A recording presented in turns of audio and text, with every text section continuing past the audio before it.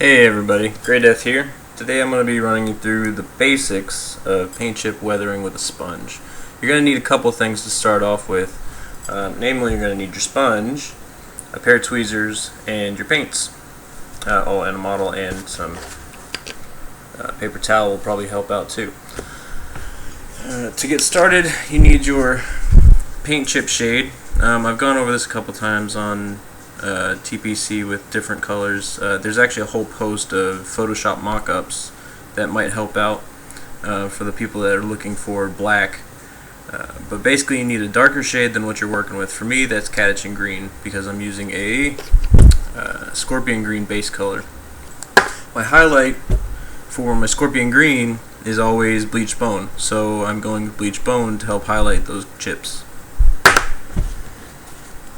My foam is actually foam from one of those foamy paint brushes that you find at Home Depot or your do-it-yourself stores. I just ripped it up and gave it some rough edges. You can do the same thing you pretty much want to do this every time that you go back in with a paint chip. So to get started, open up your shade color. And then I use tweezers so that I don't have to get my fingers all crazy covered in paint. And just about that much should do it. And you push that off to the side. And we dab off an awful lot. You don't want to muddy up your paint, you just want to chip the edges. And you always test your pattern before you put it to the model. And then you get started. Basically you're looking for edges, sort of like that, and then you can add additional battle damage to areas as you go along. Knees are a good spot, around the greaves, elbows, the shoulder pad areas are good spots too. Always check your pattern. If it's not coming out exactly the way you want it, go back in with some more paint. And don't worry too much if you screw it up a little bit. You can always cover this back up with more paint.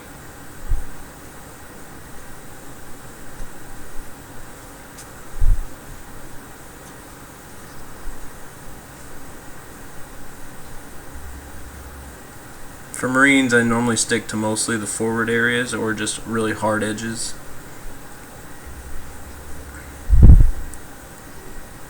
But if you're doing something, heavier armored, you'll probably want to look at some reference photos.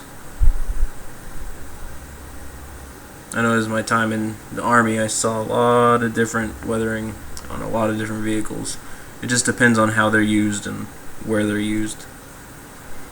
And I think that's good for now.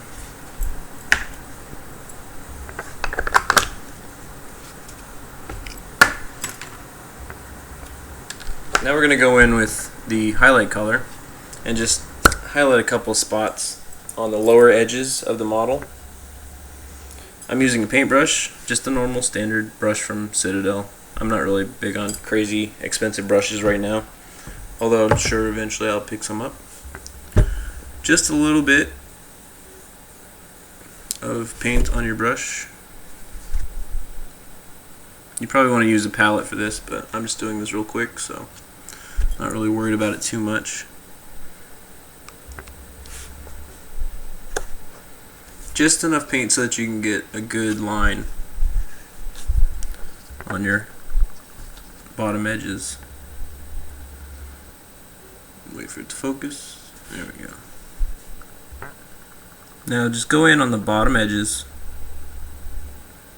and I'm not going to do this whole model, but I just wanted to show how simple this can be if you just break it down.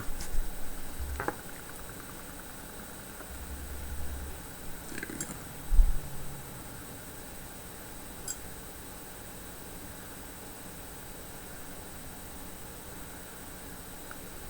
It's very simple. We're not going crazy here.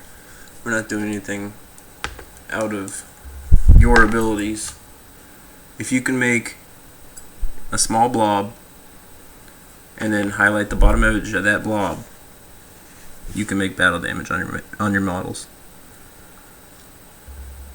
And for these see the smaller paint chips, we're just putting a small dab of paint at the bottom of each one. We're not even going out of our way to be exactly precise to what we have there for the pattern. Just a small blob to help add some depth. And we have happy little paint chips. If you're using a lighter scheme, sometimes you'll want to go in and actually shade each paint chip, but that's a little bit overboard for the tabletop that we're doing right now. And that's pretty much it. If you can make blobs and highlight the bottom edge of those blobs, you can do battle damage. Check your pattern, get the paints right, and it's easy. That's it, folks. Have a good day.